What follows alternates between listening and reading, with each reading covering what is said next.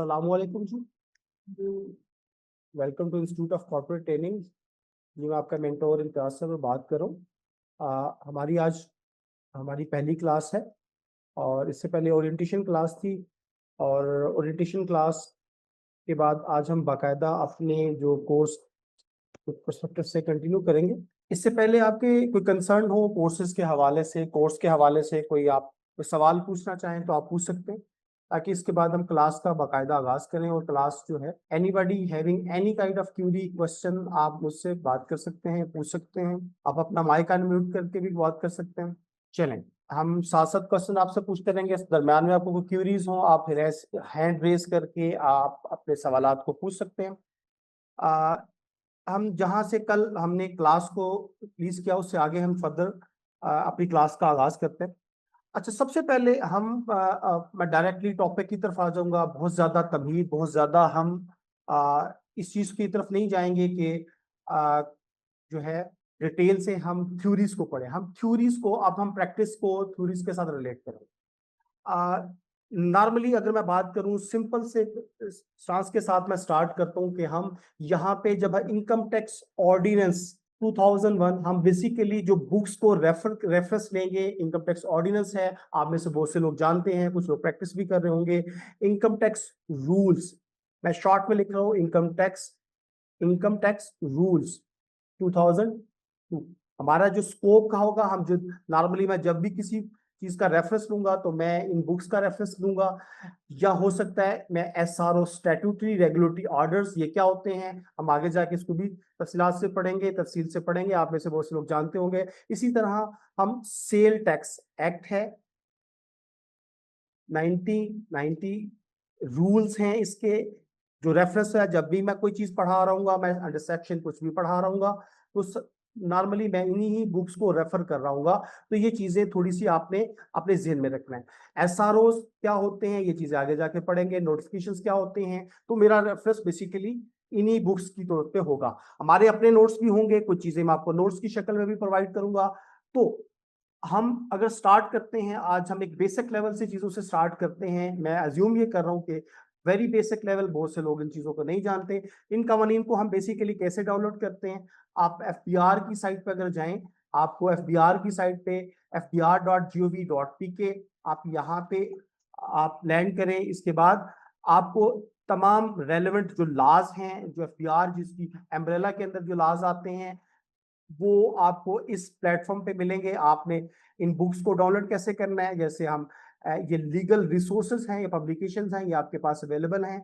आप यहाँ इनको, आप यहाँ पे सिलेक्शन के बाद आप देख सकते हैं, यहाँ पे एक्ट्स हैं, ऑर्डिनेंस हैं और रूल्स आपके पास। जैसे इनकम टैक्स ऑर्डिनेंस, जैसे मैं अभी इनकम टैक्स का हम पहले पोर्शन पढ़ेंगे आज। इस पोर्शन के अंदर मेरी रेफरेंस के लिए मैं इन्हीं बुक को, आप इसको क्लिक करेंगे तो आपको जो लेटेस्ट अपडेट्स आई होंगी, इसकी जो सबसे टॉप के ऊपर मौजूद है, आप इसको डाउनलोड कर सकते हैं यहाँ से।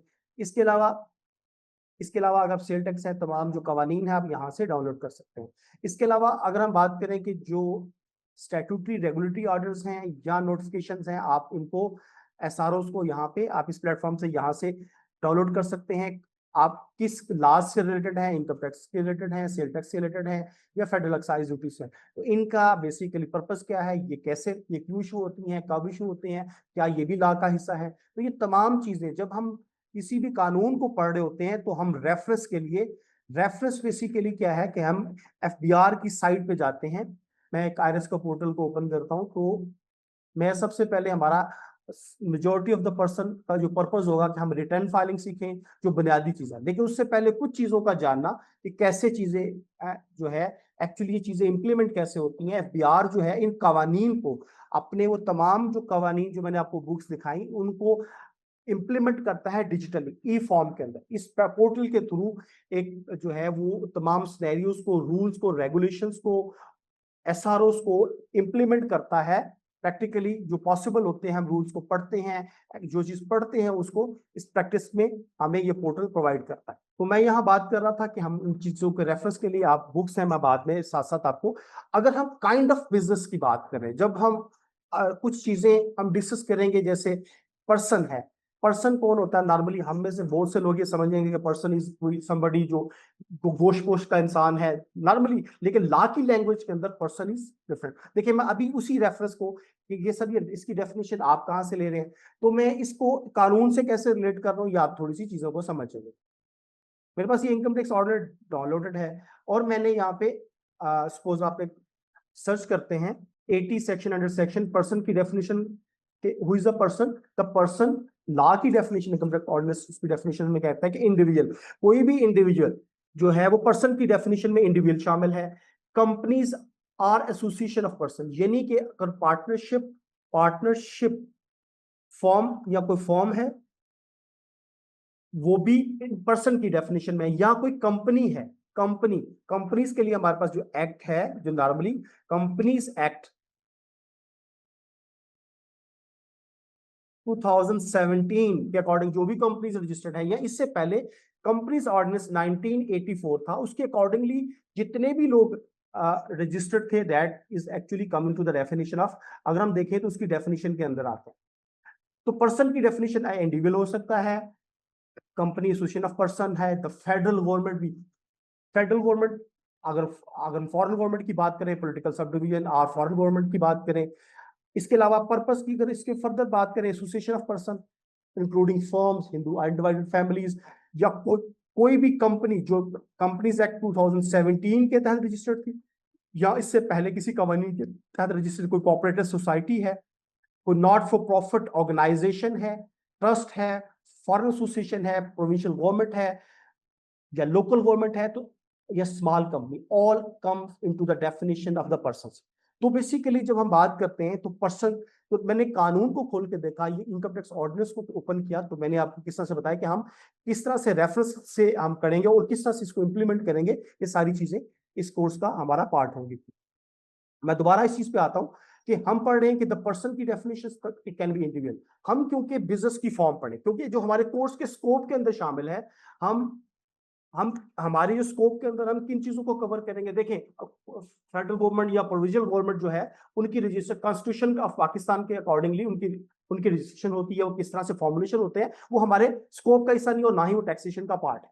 तो यहाँ पे जिस चीज का पार्ट है वो उसकी हम डिस्कशन करेंगे। तो जो हमारे से रेलेवेंट है, जैसे इंडिविजुअल, हम अगर इस पर्सन की डेफिनेशन में देखें, इंडिविजुअल कौन हो सकता है? इंडिविजुअल, जैसे हमने इंडिविजुअल को फर्दर सब डिवाइड करते हैं, इंडिविजुअल जो है कोई सैलरीड पर्सन भी हो सकता है। यहाँ पे अगर आप देखें, इंप्लॉइज एट ए गवर्नमेंट या प्राइवेट कंपनी, गवर्नमेंट के अंदर किसी, वो फेडरल गवर्नमेंट का एम्प्लॉय भी हो सकता है या किसी प्रोविंशियल गवर्नमेंट का भी एम्प्लॉय हो सकता है। इंडिविजुअल की डेफिनेशन की अगर हम फर्दर बात करें तो बिजनेस ओनर है, कोई शॉपकीपर है, सो समबडी इज रनिंग अपना कोई बिजनेस, इंडिपेंडेंट बिजनेस रन कर रहा है अपने नाम से, और वो कहीं और रजिस्टर्ड नहीं है। देखिए मैं यहाँ पे कैटेगोरिकली मेंशन कर रहा हूं, अगर तो यहाँ पे वो sole proprietor, single person is running the business.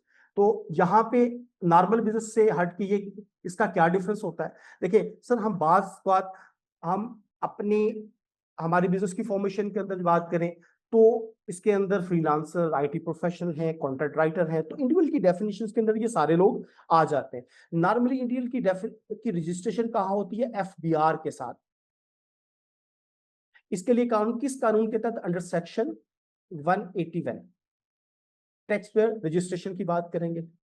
Sir registration, इसका जो इसके रेलेवेंट क्या कानून मौजूद है, हम इसको भी डिस्कस करते हैं, ठीक है। लेकिन हम पहले पढ़ेंगे इंडिविजुअल।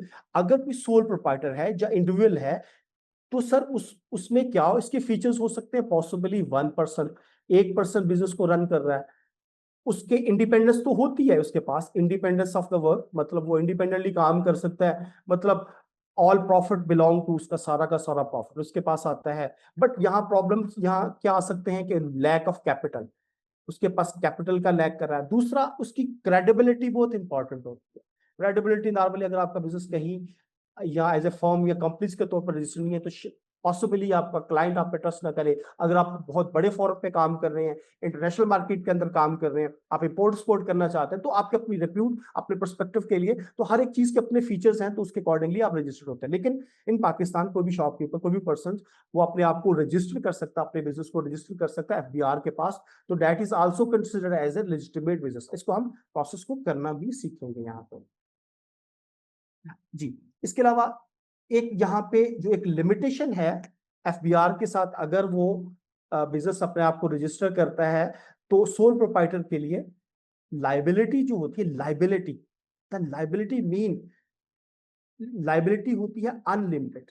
अनलिमिटेड, आप में से जो लोग अकाउंटिंग बैकग्राउंड से हैं वो समझेगा अनलिमिटेड का क्या मतलब होता है। सपोज अगर कोई क्लेम आता है बिजनेस के अगेंस्ट, क्योंकि उसका नाम उसके बिजनेस के उसका नाम और उसका बिजनेस हम सेम काउंट होता है, लेकिन अकाउंटिंग में एक डिफरेंट कॉन्सेप्ट है। तो अगर कोई क्लेम आता है तो उसे अपने पर्सनल एसेट में से भी वो लाइबिलिटी पे करनी पड़ेगी। उसकी लाइबिलिटी उस वक्त तक डिस्चार्ज नहीं होगी, कम नहीं होगी, जब तक अगर वो बिजनेस में कोई लॉस इनकर करता है और उसने कोई कोई अमाउंट पे करनी है तो वो अपने पर्सनल एसेट से भी पे करेगा। अकाउंटिंग के अंदर ये कॉन्सेप्ट जो है, अकाउंट में कुछ अनलिमिटेड लाइबिलिटीज का कंसेप्ट जो है वो इस तरह से ऑपरेट होता है। लेकिन कुछ कंसेप्ट हम अकाउंटिंग, क्योंकि हमारा इसके अंदर अकाउंटिंग का भी पार्ट है, लिमिटेड लाइबिलिटी का कंसेप्ट के बेसिकली सोल प्रोप्राइटर के अंदर जो लाइबिलिटी होती है वो आपकी अनलिमिटेड होती है।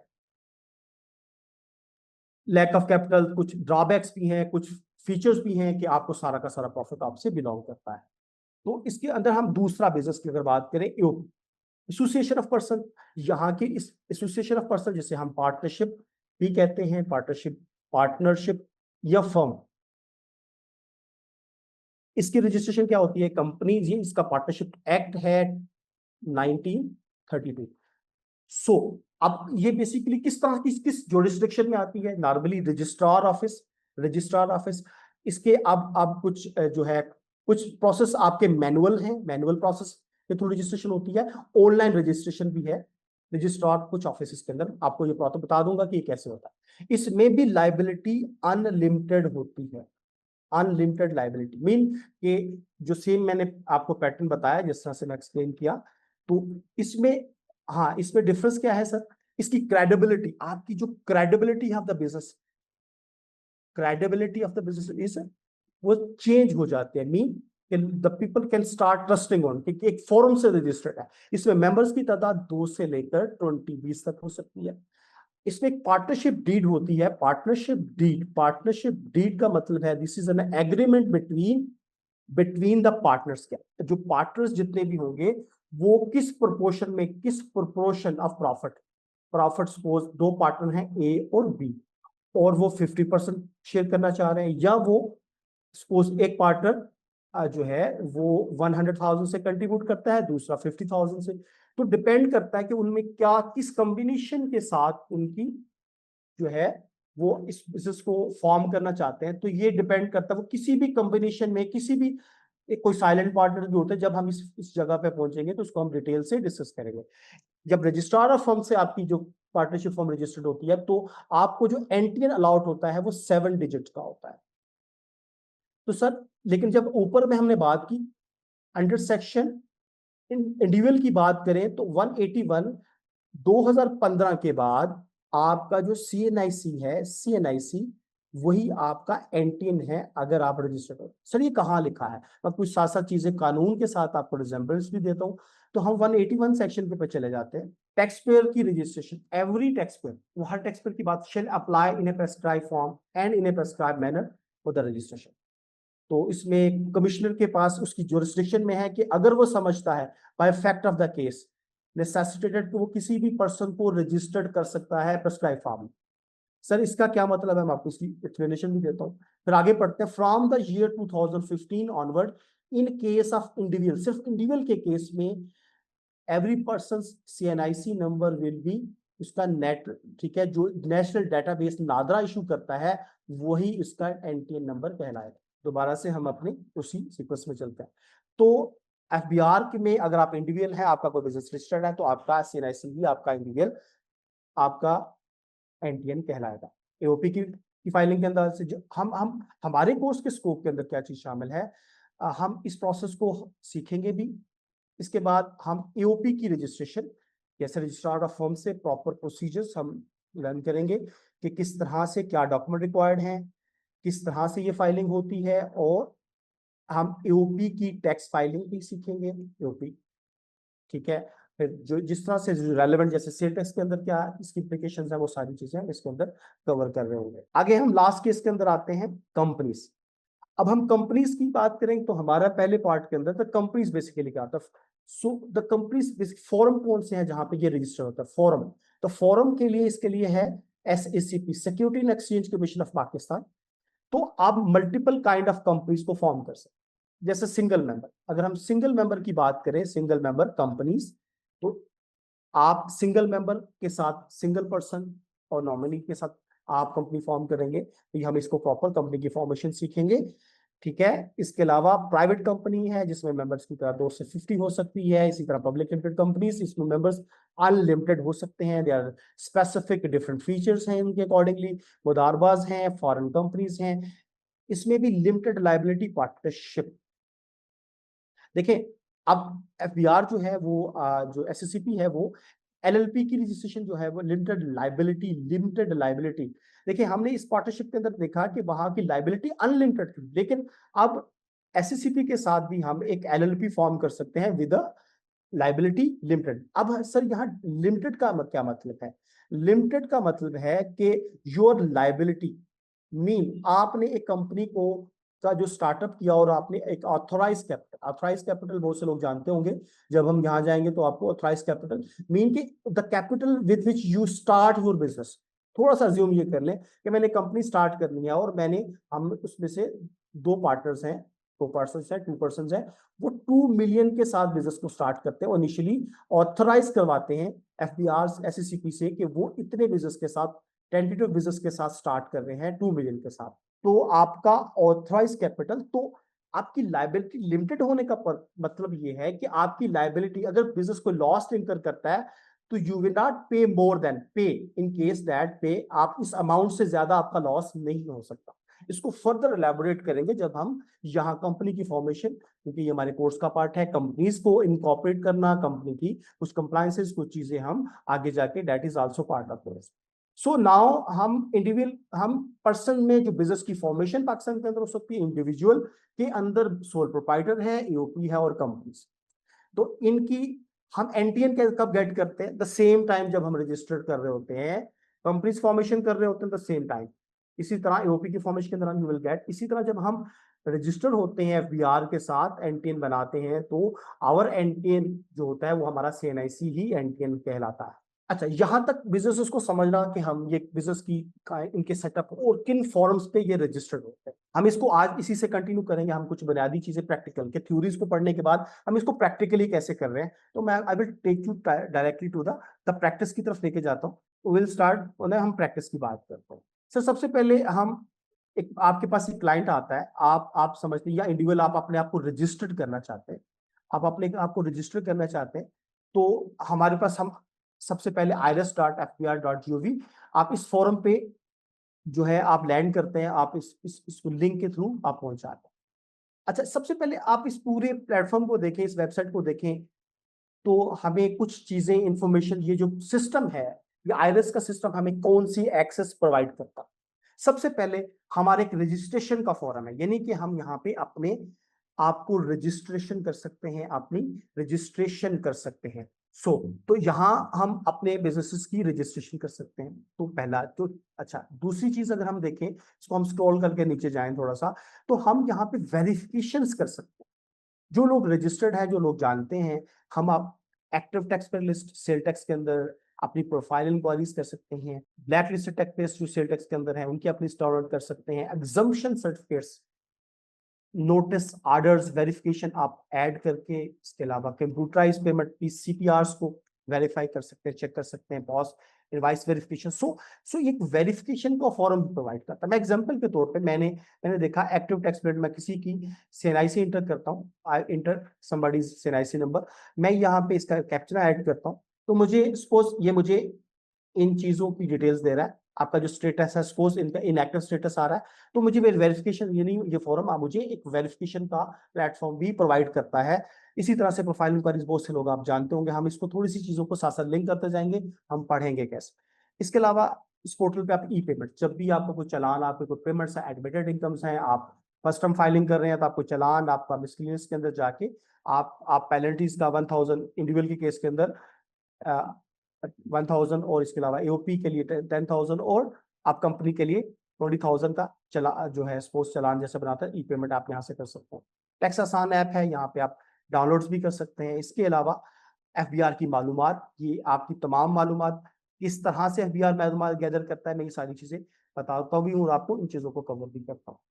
तो हम दोबारा से ऊपर चलते हैं। तो ये मैं लॉग इन करके आपको थोड़ी सी चीजें बताता हूँ कि फोरम आपको प्लेटफॉर्म क्या क्या एक्सेस प्रोवाइड करता है। आप अपनी प्रोफाइल को अपडेट कर सकते हैं, आप अपनी तमाम इंफॉर्मेशन आपके पास जो अवेलेबल है, आप अपनी तमाम इंफॉर्मेशन, जैसे आप अपना ईमेल नंबर, आप अपना जो आपका सेल नंबर है, अगर आप अपडेट करना चाहें यू कैन अपडेट नाउ। आप अपना इनकम सोर्सेस को ऐड करना चाहें, आपकी इनकम की कौन सी सोर्स आप यूज कर रहे हैं, सैलरी पर्सन है, फॉरेन सोर्स है आपका, तो वट एवर सोर्सेज आप यहाँ से, एड्रेस है, यूटिलिटी कनेक्शन है, बैंक अकाउंट, ये भी चीजें हम आज कोर्स का पार्ट है, मैं आपको थोड़ी सी चीजें रजिस्ट्रेशन के पर्सपेक्टिव से बताऊंगा, तो आप अपने बिजनेस को रजिस्टर कर सकते हैं। इसी तरह से ये फॉर्म, और क्या, एफबीआर के पास आपके पास डिफरेंट एक्सेस मौजूद है। एफबीआर, आप जो भी क्रेडिट कार्ड्स, नॉर्मली क्या होता है, आप कोई क्रेडिट कार्ड यूज करते हैं, डेबिट कार्ड यूज करते हैं, डेबिट कार्ड या क्रेडिट कार्ड यूज करते हैं, आप कोई इंटरनेशनल पेमेंट करते हैं, आप कोई फेसबुक पे ऐड चलाते हैं, कोई इंटरनेशनल ट्रांजैक्शन परचेज सेल करते हैं, तो आपके डेबिट क्रेडिट कार्ड से आपकी इंटरनेशनल पेमेंट पे 5% ऑफ अमाउंट आपकी जो है वो विद हेल्ड हो जाती है। ठीक है, फ्यूचर के अंदर यू कैन क्लेम, आपके बहुत से लोग जानते होंगे, लेकिन सिर्फ समझने के लिए मैं अभी आपको बता रहा हूँ।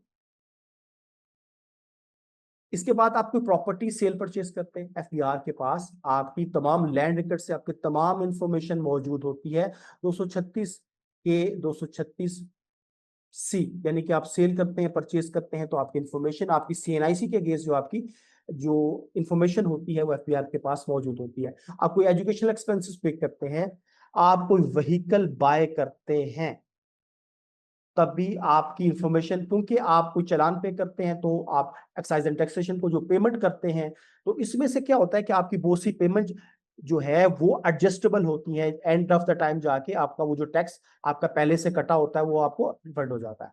इसी तरह से पेमेंट है, विद होल्डिंग है, जैसे आप समझते हैं, सपोज आप सैलरीड पर्सन, आप किसी सैलरीड पर्सन है और आप जॉब कर रहे हैं किसी कंपनी के साथ, तो कंपनी क्या करती है, और आपकी सैलरी 50,000 से ज्यादा है, यानी कि आपकी सैलरी 70,000 है, तो आपका एम्प्लॉयर क्या करेगा, 149 सेक्शन के तहत आपकी सैलरी से टैक्स को विद हेल्ड करेगा, जो स्लैब प्रोवाइडेड है, मैं आपको डिस्कस भी करूंगा।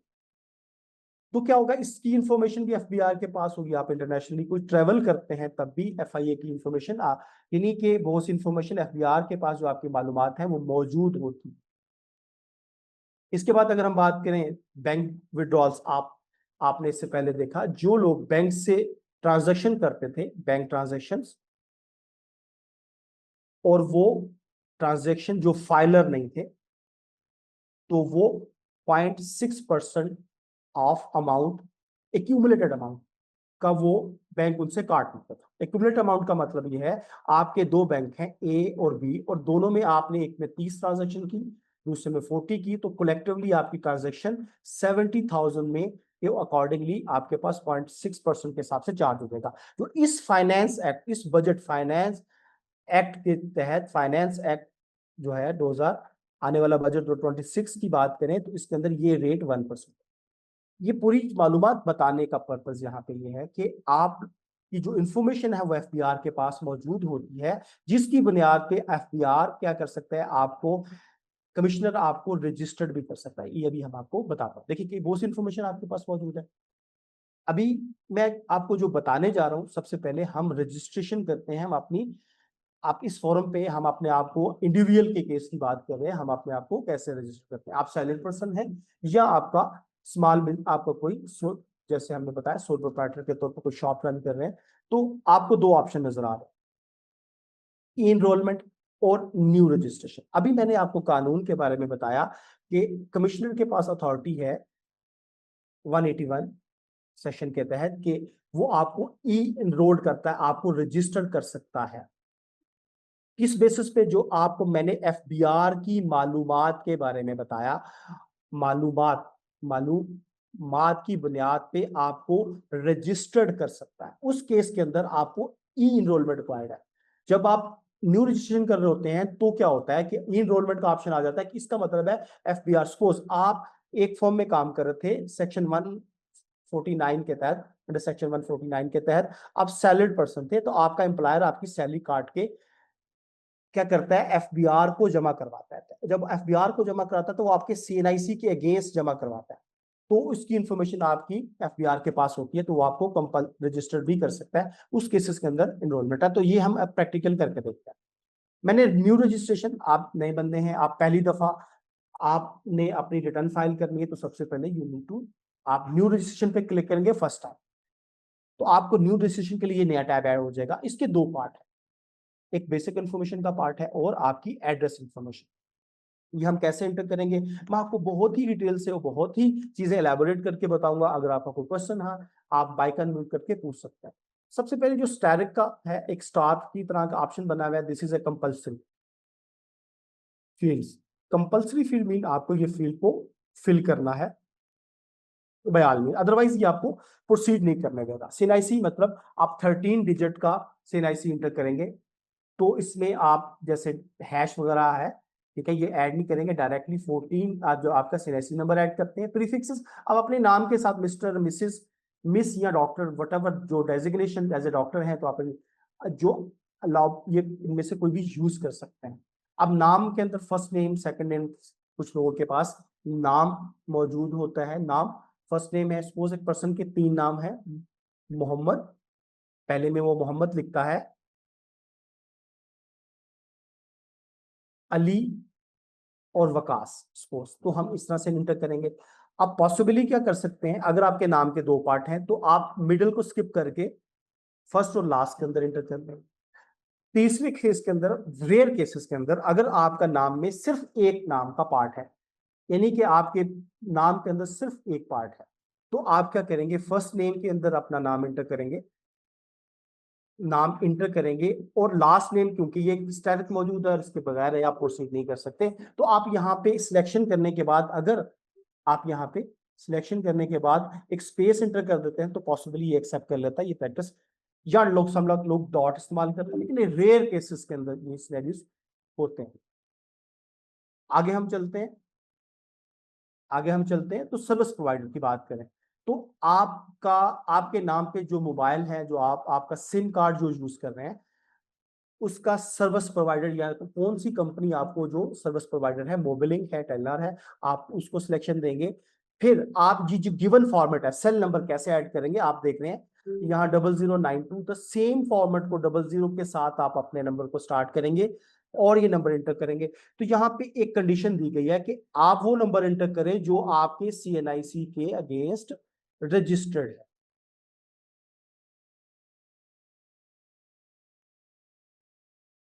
तो आपने यहाँ पे चीजें इंटर की। अब यहाँ पे हम थोड़ा सा देखते हैं कि सपोज सम टाइम क्या होता है, केसेस में आपको सिनेरियोस बता रहा हूँ। आपको लगता है कि आपने नंबर कन्वर्ट करवाया, आपका जो नंबर था सर्विस प्रोवाइडर तो जो था वो initially he was actually Ufone से था, तो आपने इसको जैज के अंदर कन्वर्ट करवा दिया। तो आप कन्वर्टेड नंबर को, जिस नंबर के अंदर कन्वर्टेड है उसको सिलेक्शन देंगे, ताकि आपके पास जो है कोड है वो प्रॉपरली कोड आपकी पहुंच जाए। इसके बाद हम आगे चलते हैं, ईमेल और ईमेल कंफर्म करेंगे, आप अपना ईमेल एंटर करेंगे।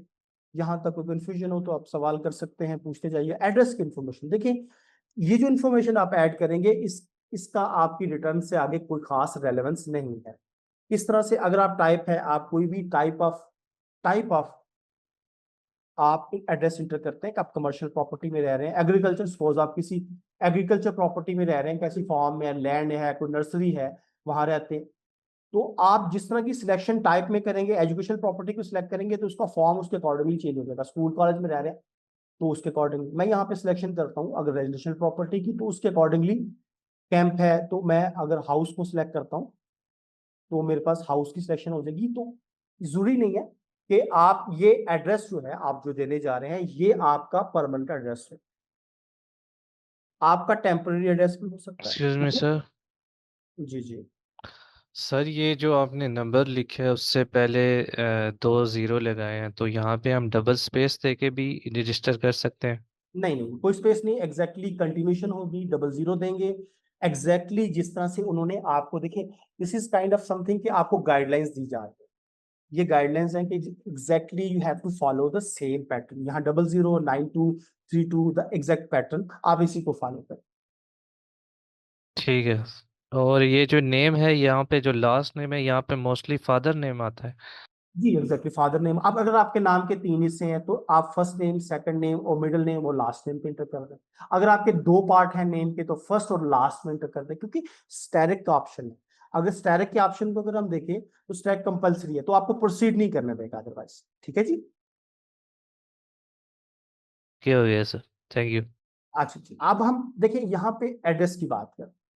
सर यहाँ कौन सा एड्रेस एंटर करें, तो don't be, no need to confuse, यहाँ पे कंफ्यूज होने की। आप अपना परमानेंट एड्रेस अगर वहां रहते हैं और वहीं पे आपकी रहाइश है और वहां से आप मूव भी नहीं करेंगे फ्यूचर के अंदर, तो आपको लगता है कि तो आप वही एड्रेस ऐड कर सकते हैं। या टेम्पररी एड्रेस है, आप किसी जॉब के सिलसिले में किसी और सिटी के अंदर है, सपोज रावलपिंडी है, आप कराची से बिलोंग करते हैं, तो आप टेम्पररी एड्रेस भी दे सकते हैं। लेकिन अगर आप परमानेंट वहीं रहना चाह रहे हैं तो तब टेम्पररी एड्रेस वहां एंटर कीजिएगा कि जहां आप रहना चाह रहे हैं, क्योंकि इसकी बेस पे आपका आरटीओ डिफाइन होगा, रीजनल टैक्स ऑफिस जो है, ताकि फ्यूचर में अगर कोई कॉम्प्लिकेशंस आती हैं, कोई नोटिस आते हैं, कोई कंप्लायंस आती हैं और आपको you have to appear before, ठीक है, कमिश्नर, तो जस्ट इन केस आपको पता हो कि इंस्टेंट का आपको दूर मूव ना करना पड़े, फिर आरटीओ चेंज करने के लिए अलग से रिक्वायरमेंट्स हैं, तो वो चीजें कॉम्प्लिकेशंस में आप ना पड़े।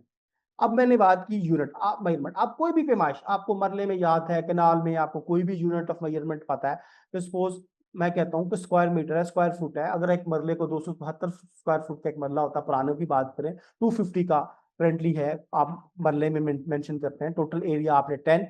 आप अब देखिए आप यहाँ पे क्या लिखेंगे, यहाँ पे आपका सपोज आप किसी विलेज से बिलोंग करते हैं, तो यूनिट, या आप किसी शहरी इलाके से हैं यानी कि अर्बन एरिया से हैं, या आप रूरल एरिया से, बात दोनों चीजें हो सकती हैं। तो अब हाउस नंबर आपका वहां पे, तो गांव की साइड पे जाएं तो आपका कोई हाउस नंबर नहीं होता, कोई स्ट्रीट नंबर नहीं होता, तो यहाँ पे अपने विलेज का नाम, आप विलेज का नाम ऐड कर सकते हैं। यूनिट नंबर आपका सपोज अगर हाउस नंबर है तो प्रॉपर यहाँ पे हाउस नंबर एंटर करें। अगर आपका हाउस नंबर इंटर कर लेते हैं या विलेज का है, तो इस केस के अंदर यानी कि डिपेंड करता है कि आप किस सिनेरियोस के अंदर क्या चीज एंटर कर रहे हैं। इसके बाद अगर हम बात करें, कॉम्प्लेक्स है। अब हम इस कॉम्प्लेक्स की अगर बात करें, कॉम्प्लेक्स स्ट्रीट, अगर आप हाउस सेलेक्ट करते हैं तो स्ट्रीट नंबर आप सेलेक्ट कर लें। आप कोई भी, जैसे मैं अगर यहाँ स्ट्रीट नंबर ये एंटर कर रहा हूँ, तो मैं, मेरे पास लोकेलिटी, कौन सी लोकेलिटी इसके अंदर है, स्कीम 3 का, चकराला स्कीम 3 के अंदर लोकेलिटी है, तो काइंड ऑफ आप अपनी तहसील यहाँ किसी दही इलाके में है तो उसके अकॉर्डिंगली आपने फिल करना है। अब यहाँ पे बात करते हैं सिटी। सिटी की बात करें तो ये सिटी की जब आप सिलेक्शन करते हैं तो ये आपके आरटीओ को डिफाइन करेगा। सपोज मैं रावलपिंडी का, अगर आप चाहते हैं कि मैं किस सिटी की बात करूं, यहाँ पे आप आएंगे, इसको सर्च का ऑप्शन दबाएंगे तो आपको ये तमाम इसकी लोकेलिटी रावलपिंडी से जो जो है उनकी लोकेलिटीज को बता देगा। अगर आपको पता है, जैसे कोहोटा है, सोहा है, टेक्सला है, लेकिन अगर आपको नहीं पता आपकी एग्जैक्ट लोकेशन, तो आप एंड के ऊपर एक ऑप्शन आ रहा होगा रावलपिंडी, जैसे हर सिटीज के साथ इसी तरह से एक, तो इसी की बेसिस पे आपकी आरटीओ डिफाइन। सर ये आप जो बात कर रहे हैं आप हमें बता सकते हैं? जी बिल्कुल, मैं आपको थोड़ा सा एक्सप्लेन करता हूँ।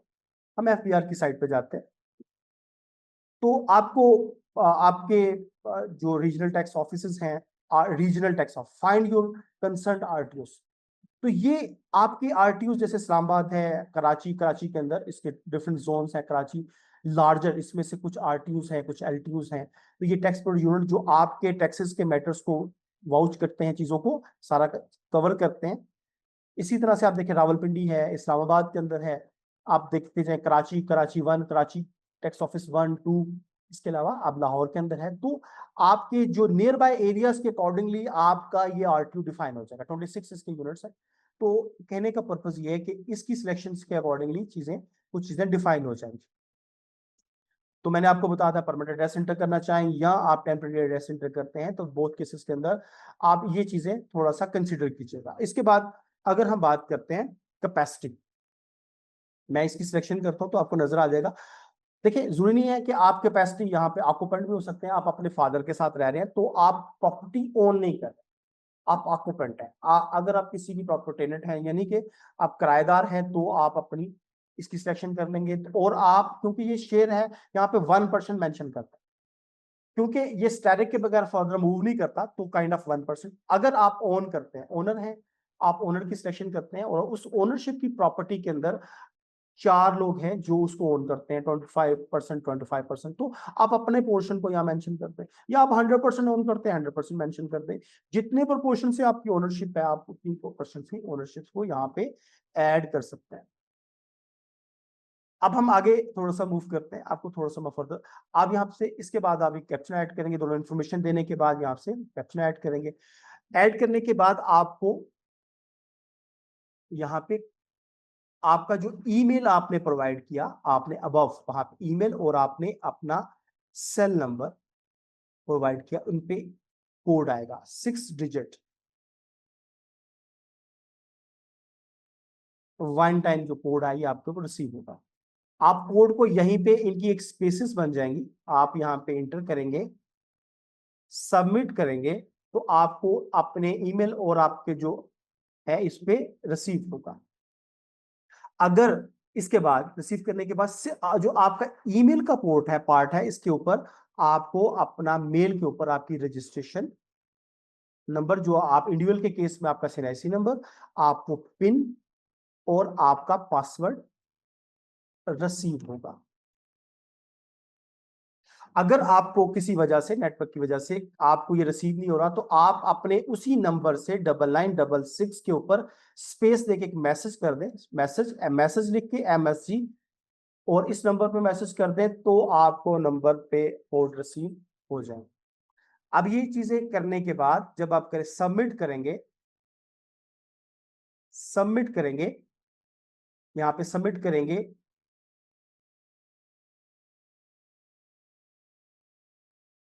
तो आप इस पेज पे लैंड करके उन क्रेडेंशियल को जो आपके ईमेल पे रिसीव हुए, कहां पे रिसीव हुए, आपकी ईमेल पे, आपको एक रजिस्ट्रेशन नंबर जो आपका सीएनआईसी नंबर है, वो आप यहाँ सीएनआईसी नंबर यहाँ पे एंटर किया, आपको जो फर्स्ट टाइम पासवर्ड रिसीव हुआ यहाँ पे आप यहाँ एंटर कर,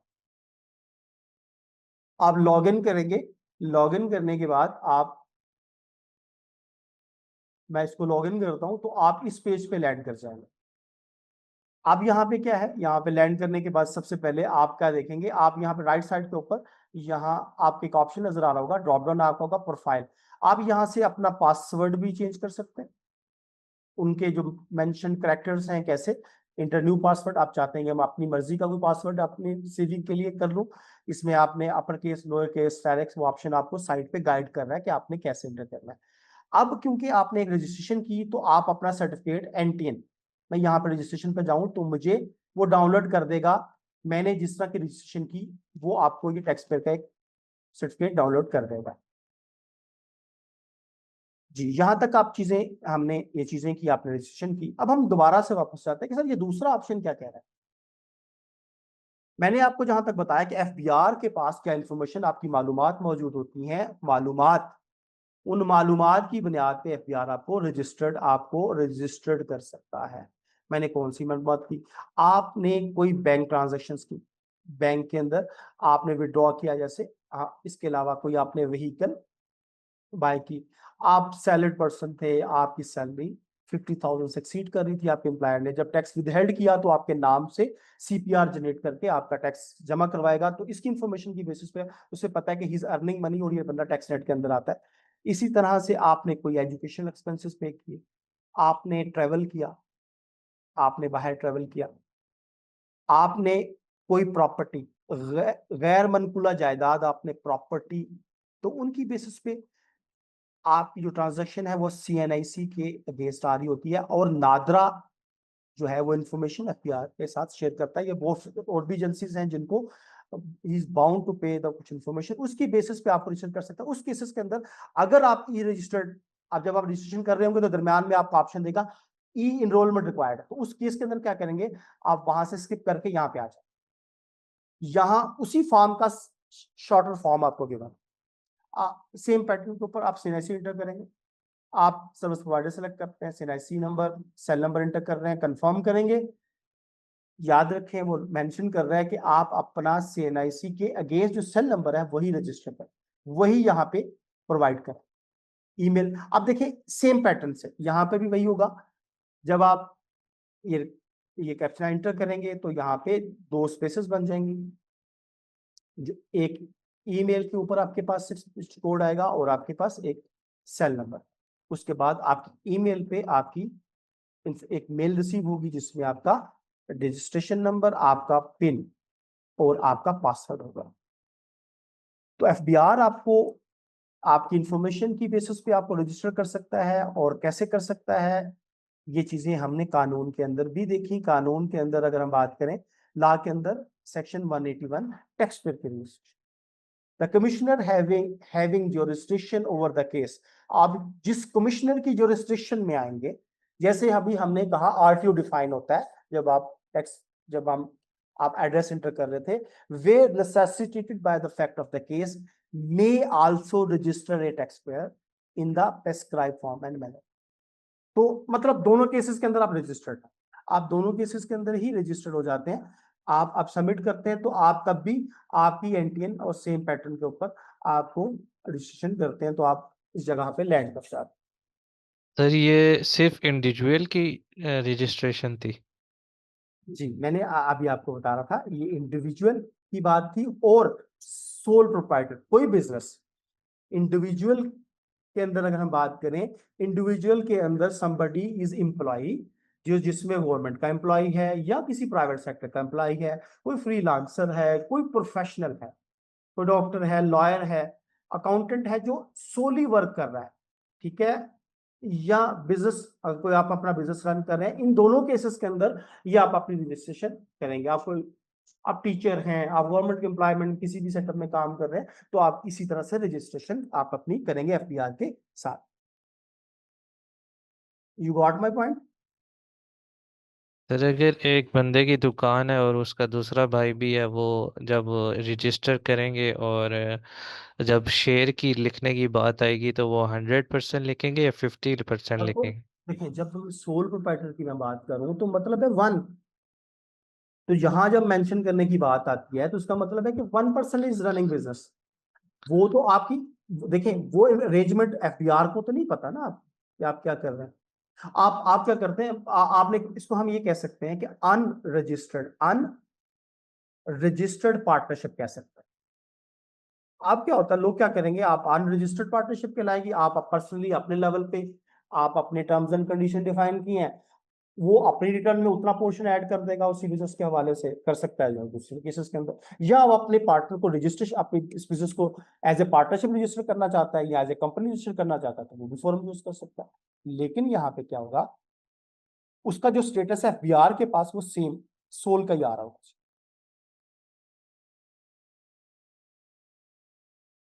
कोई और सवाल है तो पूछें, क्लियर कर लें ताकि आपको समझ आ सके। अब आपके सवाल का जवाब आपको मिल गया? सर वो जो जब रिटर्न की बात आएगी तो वो तो उसका भाई उसको कितना दे रहा है, या वो उसका जो सालाना रेवेन्यू होगा उसके ऊपर डिपेंड करेगा। जब वो मतलब फाइलर अगर बनना चाहे, अगर वो फाइलर ना बने तो वो एक किस्म का अनरजिस्टर ही रहेगा ना उसका भाई। हाँ जी, अंडरस्टैंड। देखें, पहली चीज है कि एफबीआर कहता है कि आप किस किस को रजिस्टर होना जरूरी है। Who required to be registered, अगर हम बात करें कि किस कितने पर्सन की अगर बात करें तो एवरीबॉडी। कौन बन रहा है, मैं थोड़ा सा आपको एक्सप्लेन कर देता हूँ। तो ये तो डिपेंड करता है, अगर वो रजिस्टर होना नहीं चाहता या रजिस्टर होना चाहता है। मैं एक, just give me a second, मैं एक सवाल है, क्या हमें लॉगिन आईडी फॉर प्रैक्टिस के लिए मिलेंगे? देखिए, आप आप खुद बहुत बड़ा, आपके पास अगर आप खुद पर्सन है तो आप इंडियन रजिस्टर अपने आप को रजिस्टर कर लें, या आपकी फैमिली में किसी के पास पर्सन है तो ये मैं चीजें आपको सिखा दूंगा कि किस तरह से करना है आपने। एक सवाल था कि सर ये जो लॉगिन पासवर्ड है ये हमें मिलेगा। देखिए, आप किसी भी अपने पर्सन को रजिस्टर होना चाहता है, मैंने आपको एक क्लियर और बहुत ही वाज़ह किस्म का पैटर्न बताया था, समबडी नीड टू रजिस्टर, तो आप उसको रजिस्टर करें।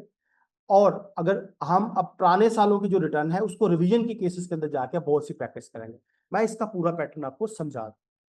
तो जहां तक आपके सवाल का मतलब है कि सर अगर वो पार्टनरशिप है तो वो पोर्शन आपस में जो डिसाइड करेंगे उसके अकॉर्डिंगली वो आप अपनी अपनी रिटर्न में शो करना चाहते हैं, या दूसरा बंदा रजिस्टर नहीं होना चाहता तो वो, अगर वो नहीं होना चाहता that's is in that case तो वो अपनी मर्जी है। लेकिन जब वो रजिस्टर्ड हो जाएगा तो उसे फिर कंप्लायंस करनी पड़ेगी। अब वो कहता है कि किस बंदे को रजिस्टर, या मैं आपको थोड़ा सा यहाँ पे हवाला देता हूँ। आपको समझाता हूँ जी। सर यूएई में आईरिस लॉगिन नहीं हो रहा, आसान।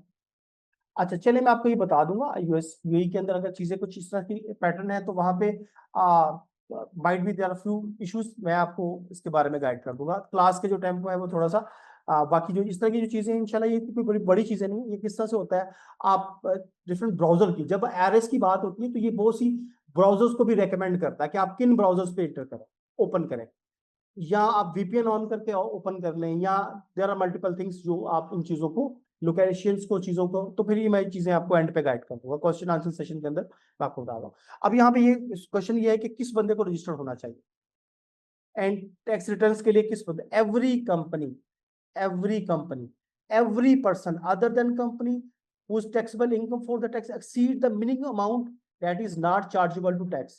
ऑर्डिनंस के तहत, तो शेड्यूल के तहत अगर मिनिमम अमाउंट क्या है वो इससे अगर एक्सीड करती है तब भी वो रजिस्टर्ड होना जरूरी है। इसके अलावा नॉट फॉर प्रॉफिट ऑर्गेनाइजेशन है। आप देखिए every person whose income for the tax is subject to the final income. जिस भी फाइनल इनकम के लिए, अगर हम कुछ कंसेप्ट है फाइनल इनकम का कुछ लोगों को पता होगा तो फिर इसके बाद क्या है, any person not covered the class has been. तो ये जो पर्संस की बात अगर करें तो पहले केस के अंदर कहता है ये पर्सन बंदा इंडिविजुअल्स हैं, यूपीज हैं, ये लोग रजिस्टर होंगे।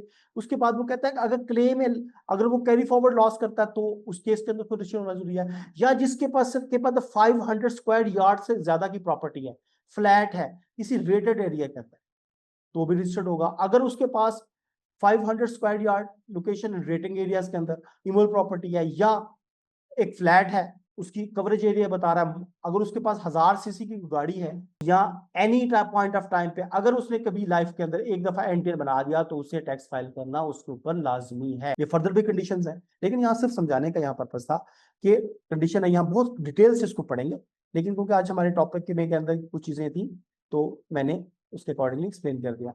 अच्छा, अब हम दोनों तरह से रजिस्ट्रेशन करने के बाद जब हम लॉग इन करते हैं तो हम यहाँ पे लैंड करते हैं। अब हम अपने बिजनेस को यहाँ पे सबसे पहले अपनी मालूमात कैसे ऐड करते हैं। आप एफबीआर, आप अपनी मैनेजर प्रोफाइल, आप यहाँ से भी अपने डाटा एंटर कर सकते हैं, या आप इस जगह से ऑप्शन है, ये क्विक लिंक का ऑप्शन है, आपके क्विक लिंक से नहीं कि डाटा के, आप अपनी प्रोफाइल को यहीं से भी अपडेट कर सकते हैं। तो इस इंफॉर्मेशन में क्या क्या अपडेट कर सकते हैं, आपने इनिशियली कोई पासवर्ड या ईमेल चेंज करना चाहें जो आपने इनिशियली दिया, तो आप यहाँ पे अपना ईमेल चेंज कर सकते हैं, अपना सेल नंबर चेंज कर सकते हैं। बाकी इंफॉर्मेशन को देखें, मैंने जैसे बताया आरटीयू सिलेक्शन करने के बाद बाकी जो इन्फॉर्मेशन आप अगर आप चेंज करेंगे तो you need a commissioner approval, तो आपको you have to physically visit.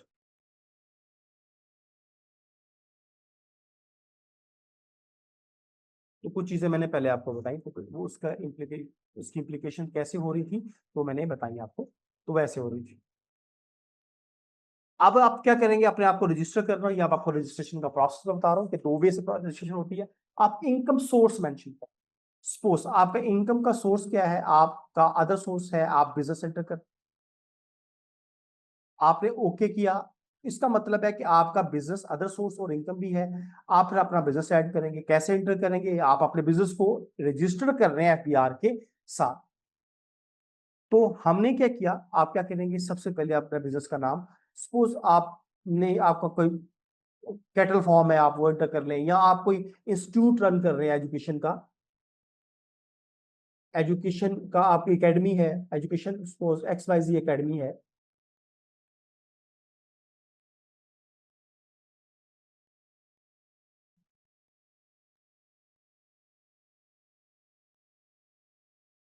आप ओन करते हैं 100%, तो ओनर में लिख दें। आप कब से ये रन कर रहे हैं, आप सपोज मैं कहता हूँ 2024 से मैं इसको रन कर रहा हूँ, जनवरी से रन कर रहा हूँ, मैं इसकी सिलेक्शन करता हूँ तो ये मेरे टेकअप कर दे। अब मैं अपनी बिजनेस की एक्टिविटीज ऐड करता हूँ। तो आप अपने बिजनेस को कैसे रजिस्टर कर सकते हैं, या प्रिंसिपल एक्टिविटी को चेक करें, यहाँ एक ब्राउजर का ऑप्शन आ रहा है, इसको सिलेक्ट करें। मैंने यहाँ पे एजुकेशन को एंटर किया तो उससे रेलेवेंट, मैं इसको सर्च करूंगा तो मुझे रेलेवेंट इंफॉर्मेशन दे देगा। क्या मेरी एजुकेशन सेकेंडरी एजुकेशन, टेक्निकल या वोकेशनल एजुकेशन में दे रहा हूँ, या आप एजुकेशन हायर एजुकेशन, या इसमें से कोई भी ऑप्शन जो स्पोर्ट्स की एजुकेशन दे रहे हैं, आप कोई कल्चरल एजुकेशन दे रहे हैं। अगर आपकी तमाम इससे हटके है तो आप ये लास्ट वाला सेक्शन करते हैं तो आपकी वो डिवीजन, ग्रुप और क्लास के ऑप्शन को खुद से ही सिलेक्ट कर लेगा। आपने कब से ये बिजनेस स्टार्ट किया, आपने सपोज 2024 में जनवरी के अंदर फर्स्ट डेट को स्टार्ट किया, आप ओके करते हैं तो आपकी इंफॉर्मेशन आपकी बिजनेस की ऐड हो जाएगी। इसके बाद आप देखें, अगर मैं ये कहूँ कि उसकी फिर आपका जो एड्रेस है बिजनेस का वो आप ऐड करते हैं। आप यहाँ पे ऐड एन एड्रेस, ठीक है, आप एड्रेस को चूज करते हैं, आप कोई भी एड्रेस रावलपिंडी का आप चूज करते हैं, तो आपने सपोज आपने सिलेक्ट किया, आपने इंफॉर्मेशन को ऐड कर दिया, तो आपके ये दोनों, आपका बिजनेस का एक्टिविटी वो भी सिलेक्ट होगी और एड्रेस भी आपका ऐड हो। मैं यहाँ इसको ओके करता हूँ, तो मेरे बिजनेस को मेरी डिटेल्स इसके अंदर ऐड हो गई एकेडमी के नाम पे। मैं जो एड्रेसेस है इसमें मेरी प्रिंसिपल एक्टिविटीज कहाँ हो रही है, आप अपने यूटिलिटी कनेक्शंस जो नॉट लेटर देन 3 मंथ्स आप ऐड करें। बैंक अकाउंट आप क्या करेंगे, आप अपना बैंक अकाउंट ऐड करते हो। इस तरह से आप सिलेक्ट करेंगे, आपका अकाउंट एनओटी टाइप है। एनओटीज क्या होती हैं, कुछ बैंक की काइंड्स हैं, इसमें से बहुत सी चीजें अगर आप इन्फॉर्मेशन चाहिए हो तो मैं डिटेल से बताऊँ। अकाउंट है आपका, नॉर्मली आपका करंट अकाउंट होता है, आपका सेविंग अकाउंट है, आप एनओटीज हैं। एनओटीज का मतलब है एक एक एक एक खास प्रोपोर्शन से आपको कोई अमाउंट आपको कंटिन्यू आपको अमाउंट्स मिल रही है, तो आपके एनओटीज वगैरह आती है। बॉन्ड्स, बॉन्ड्स हैं काइंड ऑफ, ये लोन इंस्ट्रूमेंट है, सर्टिफिकेट्स हैं, डिवेंचर्स हैं, डिपॉजिट, मीन जिस किस्म का भी अगर आपका अकाउंट है तो आप यहाँ से सिलेक्शन कर सकते हैं। मैं इस केस के अंदर आपकी अकाउंट की सिलेक्शन करता हूँ। फॉर्म, अब अकाउंट आपका उसके फर्दर स्पेसिफिकेशन, करंट अकाउंट है, सेविंग अकाउंट है, पेंशन अकाउंट है, फिर आप इंस्टीट्यूट सेलेक्ट करते हैं। मैं कहता हूँ अलाइड बैंक, मैं अलाइड बैंक को सर्च करता हूँ, तो अलाइड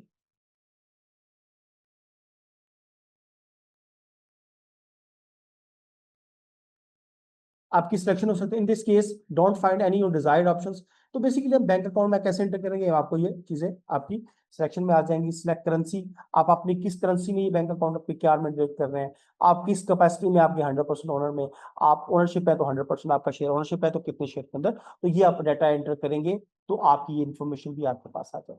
इसके बाद आप आगे अपने लीगल रिप्रेजेंटेटिव, एनीबडी जो आपको रिप्रेजेंट कर रहा है, आपका लॉयर, कंसल्टेंट, हम बात करते हैं, मैं इसको, आप किसी भी बंदर का एसएनएस इंटर करेंगे तो डिटेल्स आप इंटर कर सकते हैं। तो ये कुछ बेसिक इन्फॉर्मेशन है। ऑथराइज्ड रिप्रेजेंटेटिव, एम्प्लॉयर, अगर आप जॉब करते हैं तो आप अपने एम्प्लॉयर की इन्फॉर्मेशन भी यहाँ पे ऐड कर सकते हैं। अब अटैचमेंट में अगर आप आए तो आप के उस बिजनेस का जो अभी आपने रिटर्न फाइल की उसका एनटीएन नंबर अटैच करें, एविडेंस ऑफ 181 रजिस्ट्रेशन का एविडेंस, फिर आप अपने टेनेंसी, अगर आपकी ये प्रॉपर्टी जो बिजनेस कर रहे हैं यहाँ पे ओन करते हैं या आप टेनेंसी में है तो उनकी सर आप वो रेंटल एग्रीमेंट है वो ऐड करते हैं, और यूटिलिटी बिल जो 3 माह से लेटर ना हो तो आप ऐड करें। आप इसे वेरीफाई करेंगे तो आपकी तमाम इंफॉर्मेशन इसके अंदर ऐड हो जाएगी। तो ये सारा प्रोसेस आप अपने एफबीआर में अपने बिजनेस को रजिस्टर कर सकते हैं। दूसरी केस के अंदर आप यहाँ पे रजिस्ट्रेशन के अगर प्रोसेस में जाएं, 181 form of registration filed for modification income tax, तो मैं सपोज 2024 को सिलेक्ट करता हूँ, तो ऑलरेडी मेरे पास एक डॉक्यूमेंट इसके अंदर ऑलरेडी, इसका मतलब ये है कि एक डॉक्यूमेंट ऑलरेडी ड्राफ्ट के अंदर पड़ा हुआ है। तो मैं इसको ओपन करता हूँ, तो रजिस्ट्रेशन का एक प्रोसेस मेरे पास पड़ा हुआ है, तो आपको वही इंफॉर्मेशन आप उसी तरह से यहाँ पे भी ऐड करके अपने बिजनेस को रजिस्टर कर लो।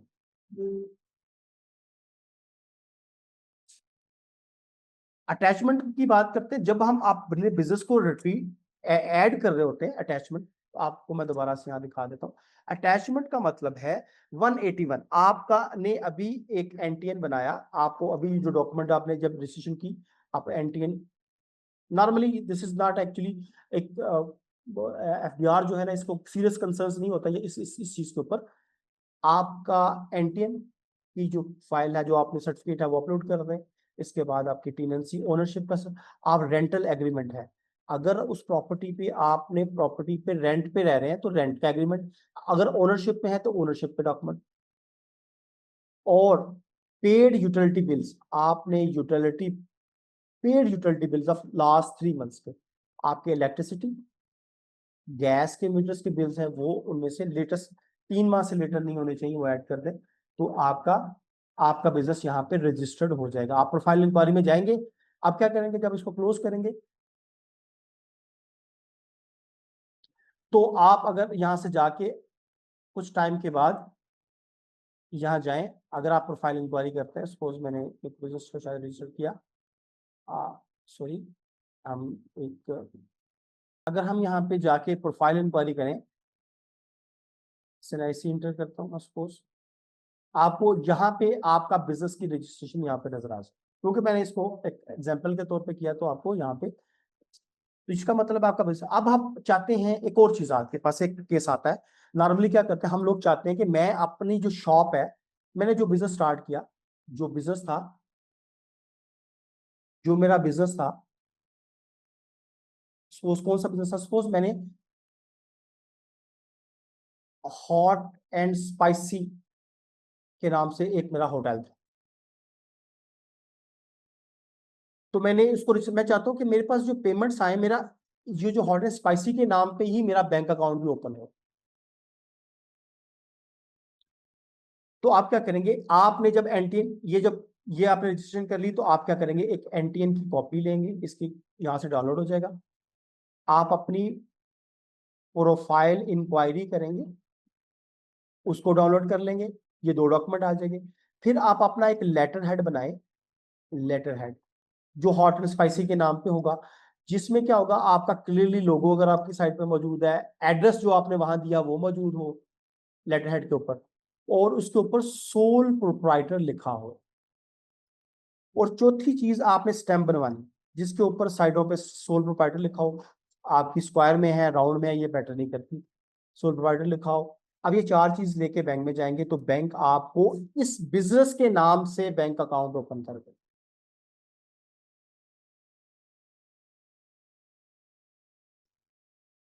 ये नहीं कि अब आप ऑफिशियली एफबीआर के साथ रजिस्टर्ड होके आपका बैंक अकाउंट है। अब एक और चीज याद रखिएगा, जब भी हम बिजनेस करते हैं तो हम, एफबीआर एक चीज कहता है, एफबीआर आगे जाके पढ़ेंगे, एफबीआर कहता है कि आपने कोई भी ट्रांजैक्शन करनी है वो बैंक अकाउंट से, बैंक अकाउंट से, बिजनेस बैंक अकाउंट से।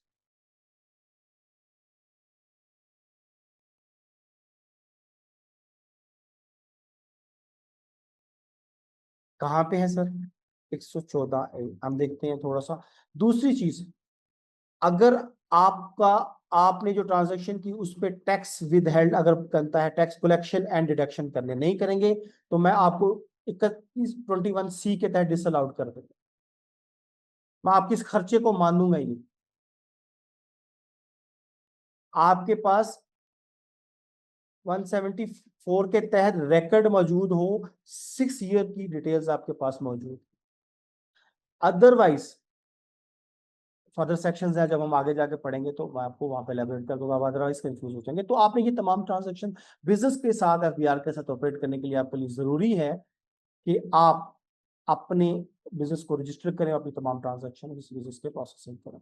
तो हमने आज एक प्रोसेस के अंदर ये चीज सीखी कि इंडिविजुअल हो लेवल के अंदर सोल प्रोप्राइटर है या वो साइलेंट पर्सन है, वो कैसे रजिस्टर्ड होगा एफबीआर के साथ, अपना डाटा किस तरह से ऐड करेगा। अगर आप एम्प्लॉई हैं, जॉब करते हैं, तब भी आप एम्प्लॉयर की इन्फॉर्मेशन ऐड करें, अपने एड्रेस को चेंज करना है, अपना पासवर्ड चेंज करना है, वहां पे इन्फॉर्मेशन अपडेट करें। अगर आप सोल प्रोप्राइटर, शॉपकीपर, दुकानदार, छोटे बिजनेसमैन हैं, तो आप एफबीआर के साथ रजिस्टर हो जाए। आप बड़े लेवल पे भी काम करें तो आप नहीं चाहते कि आप एओपी, आप इसी तरह से हो जाए। हमने ये पढ़ा कि आपका सीएनआईसी ही इस केस के अंदर आपका एनटीएन कहलाता है, हालांकि इसके अंदर रेफरेंस नंबर भी मौजूद। इससे पहले अलहदा से एक नंबर अलॉट किया जाता था 2015। इसी तरह से हम फिर इनकी रजिस्ट्रेशन, आगे हम इनके प्रोसेस को आगे चलेंगे कि इन इंडिविजुअल की जो इनकम है, एक इंडिविजुअल है, इसकी इनकम क्या हो सकती है।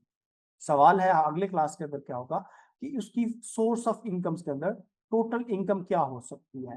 टोटल इनकम के अंदर हम सेक्शन 9 के अंदर मेंशन है कि क्या है, आप एम्प्लॉयमेंट से पैसे कमाते हैं, यानी कि जॉब करते हैं, आप बिजनेस के अंदर से पैसे कमाते हैं, कोई भी बिजनेस करते हैं, सर्विसेज देते हैं या गुड्स बेचते हैं, दोनों केसेस के अंदर आपका बिजनेस है। ठीक है, आप प्रॉपर्टी इनकम कमाते हैं, प्रॉपर्टी इनकम क्या होती है सर, आप रेंट के ऊपर आपने कुछ, आपके पास फ्लैट्स हैं, घर हैं, आप प्रॉपर्टी वहां से सोर्स ऑफ इनकम आती है। अदर सोर्स, आपको किसी अदर सोर्स जो इन कैटेगरी से हट के आते हैं सोर्स, आपकी फॉरेन सोर्स ऑफ इनकम है, फॉरेन सोर्स आती है आपके, फॉरेन रेमिटेंस। फॉरेन सोर्स के अंदर आप कोई भी काम कर सकते हैं, वहां पे जॉब भी कर रहे हो सकता है आप वहाँ बिजनेस कर रहे हो, आप प्रॉपर्टी। तो इसके अलावा आपकी टोटल इनकम के अंदर आपकी एग्रीकल्चर इनकम है, एग्रीकल्चर इनकम आपके पास इसका पार्ट है। तो यहाँ तक हमने इस आज के कोर्स के अंदर जो चीज़ों को हमने चीज़ें कवर की, वो होपफुली आपको बहुत अच्छे से समझ आ गई है, बहुत अच्छे से इसकी अंडरस्टैंडिंग की जरूरी भी है। एनटीएन इंडिविजुअल सीएनआईसी ही होगा, जी बिल्कुल। इंडिविजुअल के केस के अंदर उसका जो सीएनआईसी है वही उसका एनटीएन है। फिर बिजनेस का एनटीएन क्या होगा? बिजनेस का भी एनटीएन, जो बिजनेस है वो उस बंदे के नाम पर। देखें, अब देखिए मैं आपको दोबारा समझाता हूँ।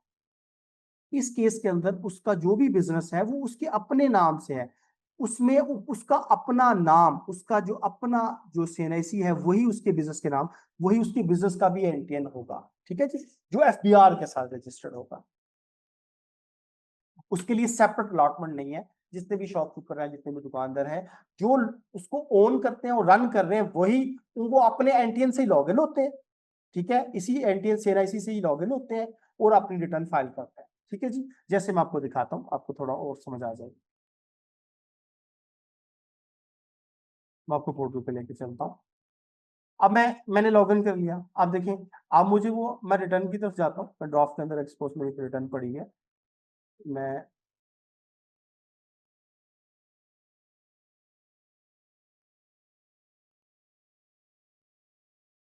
ये मैं इसको अपडेट कर। अब आप देखिए, मुझे अगर देखिए मैंने उसी एनसीएनआईसी से लॉगिन किया ना, तो मैं एनटीएन से लॉगिन होऊंगा, मैं एनटीएन से लॉगिन हो रहा हूँ। अब मैं बिजनेस को ऐड करना, अब मैं देखें, मैं मैन्युफैक्चरिंग कर रहा हूँ, ट्रेडिंग कर रहा हूँ, मैं कोई भी मेरा बिजनेस है, तो मुझे वो बिजनेस को ऐड करने दे रहा है ना। मैं उसी एनटीएन से लॉगिन करके मैं अपने बिजनेस की रिटर्न फाइल कर रहा हूँ। तो ये मेरी एफबीआर के साथ रजिस्टर्ड है, रजिस्ट्रेशन हो गई।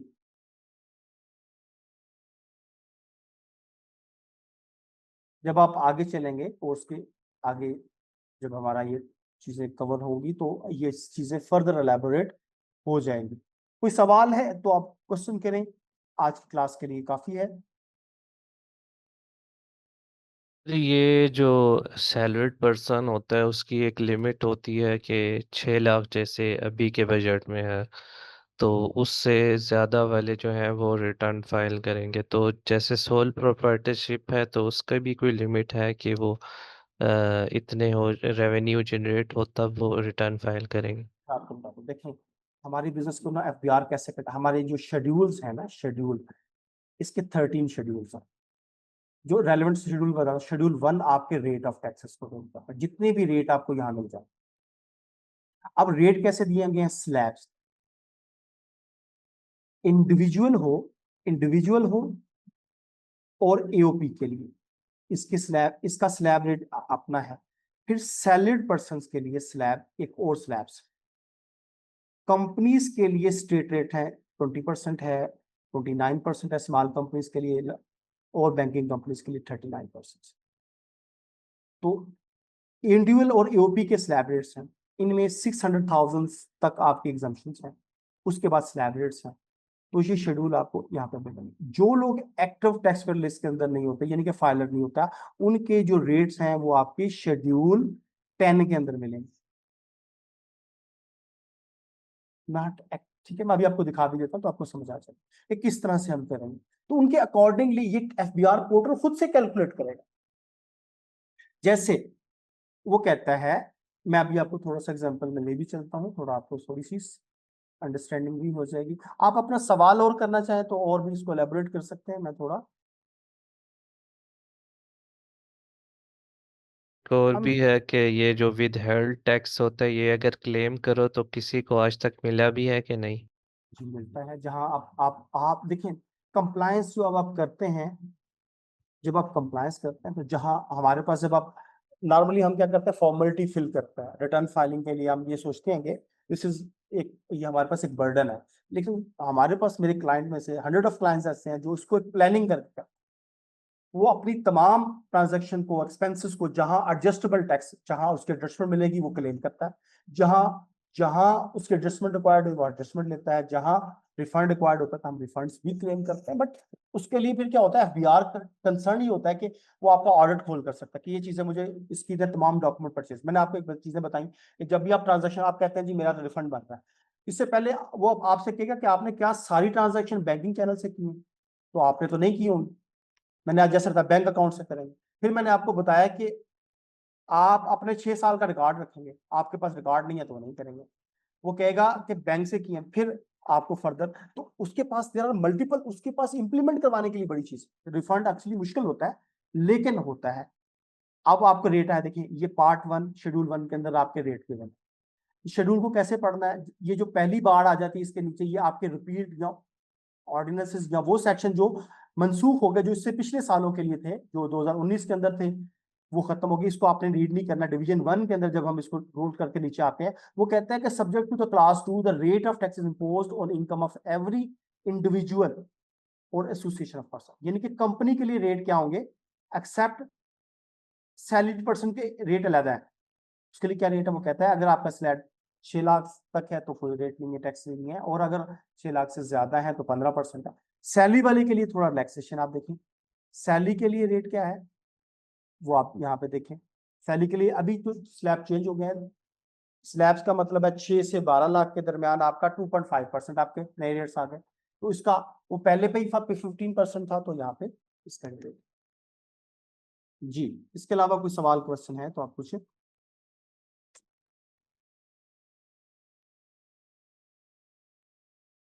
लिमिटेड एंड अनलिमिटेड लाइबिलिटी, ये कोई एग्जांपल दे सकते हैं? जी, आप बोलिए। देखिए लाइबिलिटी, देखिए अकाउंटिंग कंसेप्ट है, मैं कुछ बताता हूँ। अकाउंटिंग, आप में से कुछ लोग अकाउंटिंग बैकग्राउंड से होंगे, कुछ नहीं होंगे। अकाउंटिंग में कहता है सेपरेट लीगल एंटिटी। इसका मतलब यह है कि आप ए हैं और आपने एक बिजनेस सेटअप किया, आपने एक शॉप स्टार्ट की XYZ। सेपरेट लीगलिटी कहता है कि आप अपने पर्सनल अफेयर्स को बिजनेस से सेपरेट करते हैं। आपने यहाँ पे 2 मिलियन लगाया, हालांकि आपका अपना बिजनेस है, 2 मिलियन लगाया, आप इसमें से जो प्रॉफिट है वो आपसे बिलोंग करता है, लेकिन सेपरेट आप अपने पर्सनल अफेयर्स, ये नहीं है कि आप गाड़ी जब इसकी आप अकाउंटिंग कर रहे हो, आप इसके फाइलिंग कर रहे हो, तो आप अगर एक गाड़ी आप अपने व्हीकल है आपके पास, आप बिजनेस के लिए भी यूज करते हैं, पर्सनल भी यूज करते हैं, बाद में आपके सारा का सारा खर्चा आप क्या कर देते हैं, डाल देते हैं बिजनेस के ऊपर, तो बेसिकली ये जस्टिफाइबल नहीं है। एक लीगल सेपरेट लीगल एंटिटी का कंसेप्ट है कि ये चीजें अब अपने मामला को दूर से रखें। अब सवाल आपका ये है कि सर ये लाइबिलिटी अनलिमिटेड या अनलिमिटेड लाइबिलिटी क्या हो।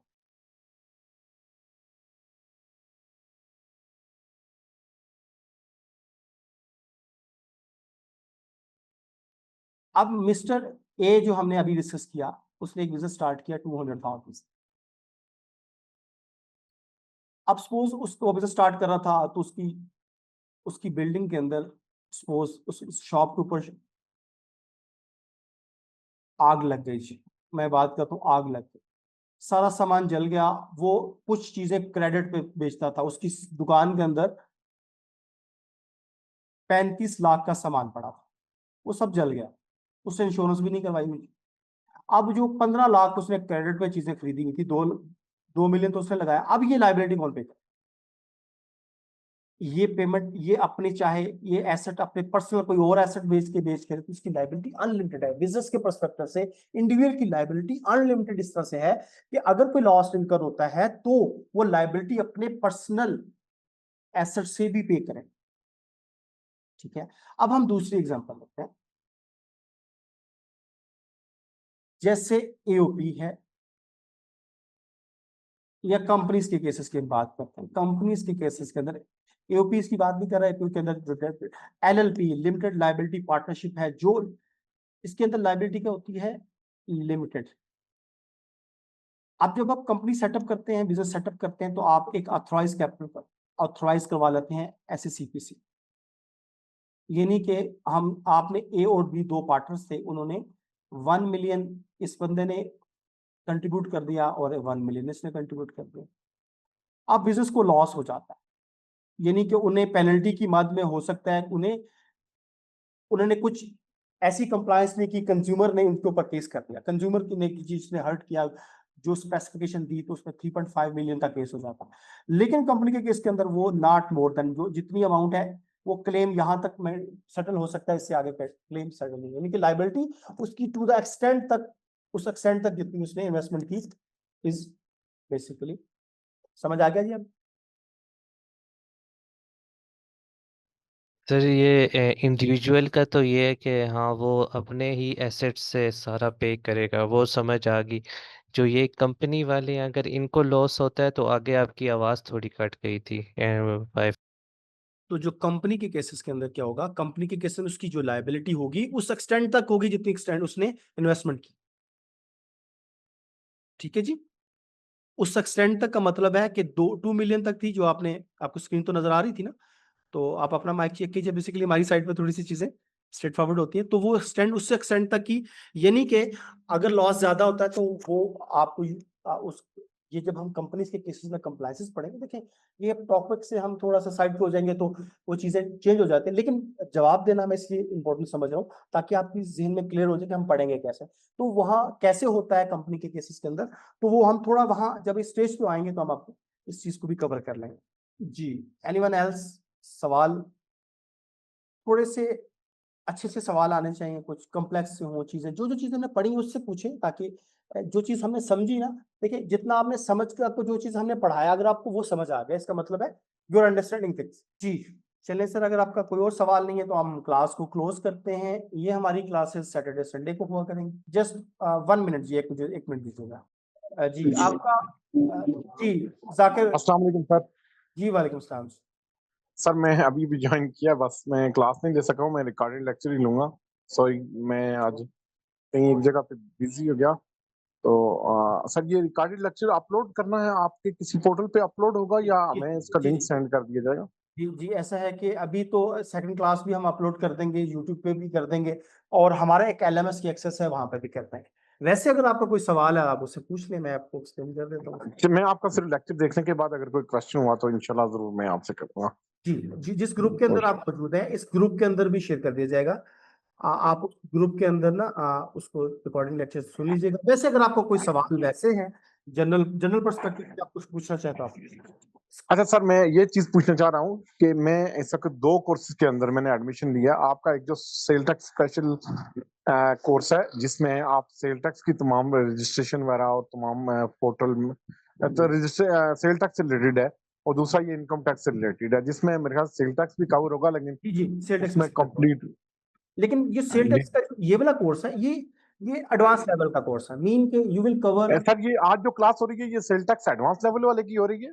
ये अभी इनकम टैक्स वाले की क्लास है। जी जी, अच्छा, चलें ये चीज है सर। और जो सेल टैक्स वाले की होगी सर वो किस दिन होगी? वो सर सैटरडे संडे को। ठीक हो गया सर, बस इंशाल्लाह मैं अब रिमाइंडर आप लगा इसकी लूंगा। जो सेल टैक्स का ओरिएंटेशन क्लास लिया आपने? नहीं सर, वो अभी मैंने उनसे कहा था कि मुझे सेंड जी वो कर ग्रुप देंगे में शेयर्ड इंशाल्लाह, है, तो ग्रुप में शेयर्ड है। आप ग्रुप सेल टैक्स से ग्रुप में आपको ऐड कर लेंगे। रेहान ठीक हो साहब, गया सर। आप अपना नंबर इसी जगह अगर मेंशन कर दें वो आपको ग्रुप में ऐड करते हैं। आप वहां पे सेल टैक्स ओके, की पहली क्लास को देख लीजिएगा। ओके सर, चलें मैं वो देख लेता हूँ। बहुत शुक्रिया सर, थैंक यू। सर आज हमने जो सीखा था कि एनटीएन से सारी रजिस्ट्रेशन होगी, जो इंडिविजुअल होगा और जो सोल प्रोप्राइटरशिप होगा। आज हमारा मेन टॉपिक यही था ना। बिल्कुल हमने कवर किया उसको, कैटेगरी लास्ट से रिलेट किया, कौन सा सेक्शन डिफाइन करता है, कैसे वो हम करते हैं, कैसे प्रोसेस है जी। आप ये रिकॉर्डिंग लेक्चर देखेंगे तो आपको कुछ सवाल बाद में भी याद आएंगे, वो आप अगली क्लास में कर लिया किसी का। आपको ये लगे कि किस तरह कहीं जगह हमें समझ नहीं आया, we can repeat this classes. फिर फ्यूचर के अंदर हम ऐसे ग्रुप्स बना देंगे दैट यू विल वर्क, कि आपको कहीं सपोज आप कहीं काम कर रहे हैं तो आप कहीं गाइडलाइंस की जरूरत है, तो उन ग्रुप्स में आप टैग कर सकते हैं, सर मुझे यहाँ पे ये इश्यूज आ रहे हैं, ये प्रॉब्लम्स हैं, तो we can will sort out and resolve that, इनको हम साथ साथ रिजॉल्व भी करेंगे। सर इस क्लास का स्लाइड्स मिल जाएंगी? देखिए जब आप रजिस्टर अगर हो जाते हैं, आप इसमें एडमिशन ले लेते हैं, तो आपको ना सिर्फ स्लाइड मिलेंगी, इसकी रिकॉर्डेड लेक्चर्स मिलेंगे। आपको ग्रुप के अंदर स्पेशल ग्रुप है, ये तो एक जनरल ग्रुप्स है ना, एक स्पेशल ग्रुप्स के अंदर जहां आपको कहीं पे भी कोई कंसर्न्स है आप बात कर सकते हैं, कॉल कर सकते हैं, समझ नहीं या हर चीज आपको मिलेगी। कि सर क्लियर होगी। चलें जी, इंशाल्लाह सी यू इन नेक्स्ट क्लास। आपको आपका जो शेड्यूल इंटर कर दिया जाएगा, आपने क्लासेस के अंदर जो एडमिशन वगैरह का लेना है, जो हमारे कोऑर्डिनेटर्स हैं आप उनसे कोऑर्डिनेट कर लीजिएगा। तो इंशाल्लाह नेक्स्ट क्लास का शेड्यूल और सारी डिटेल्स आपके साथ शेयर करूँगा। अल्लाह हाफिज, see you in the next class इंशाल्लाह। अल्लाह हाफ़िज़।